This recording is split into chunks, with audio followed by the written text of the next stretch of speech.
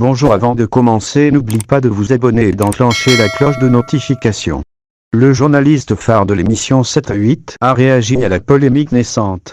Pensez-vous également qu'il s'agit d'un acte de racisme? Polémique instantanée, l'épiderme fait l'opinion, Twitter la diffuse, les médias suivent. Ainsi fonctionne une société qui réagit mais ne s'interroge plus.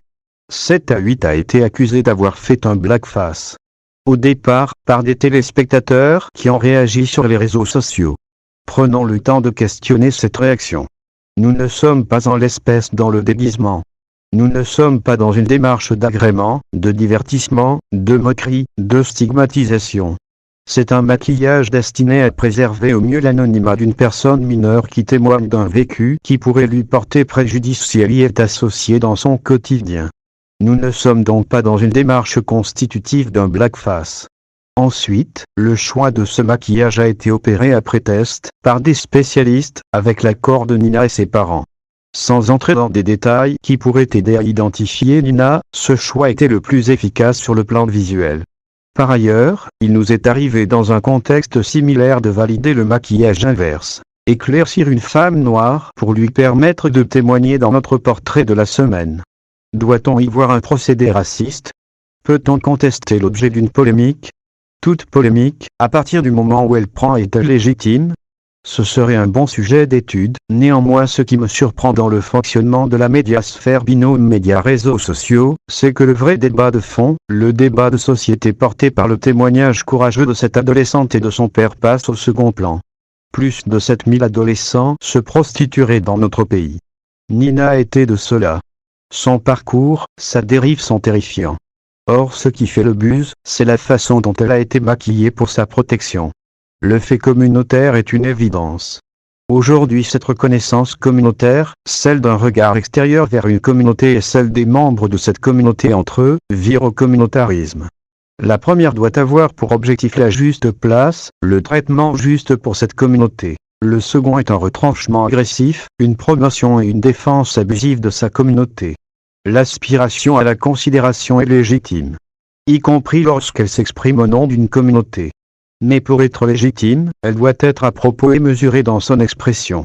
Pour faire référence à l'affaire Mila, que je ne suis pas, il est inadmissible que cette jeune femme soit menacée physiquement pour avoir tenu des propos offensants envers l'islam.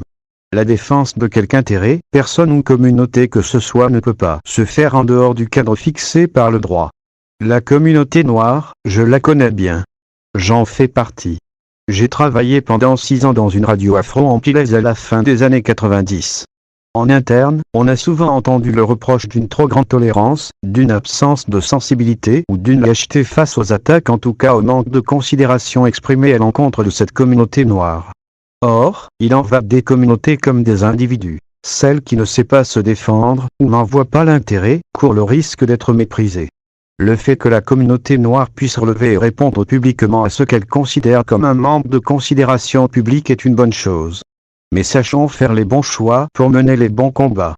Je n'ai pas entendu ou lu que le numéro de février du magazine Historia ambitieusement intitulé Les vérités sur l'esclavage avec la photo d'un noir attaché et terrifié ait suscité des réactions fortes.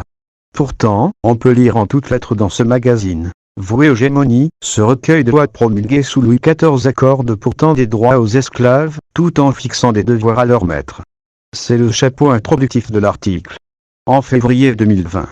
Je rappelle que le Code noir est un recueil de lois qui dans son article 44 fixe dans la loi française, entre 1685 et l'abolition définitive de l'esclavage en 1848, le statut de bien meuble d'un esclave noir des colonies. Ce dernier pouvant être acheté, vendu, donné, saisi, transmis par héritage. La présentation faite par Historia du Code noir me semble contestable, même méprisante pour les descendants d'esclaves que sont nombre de noirs français.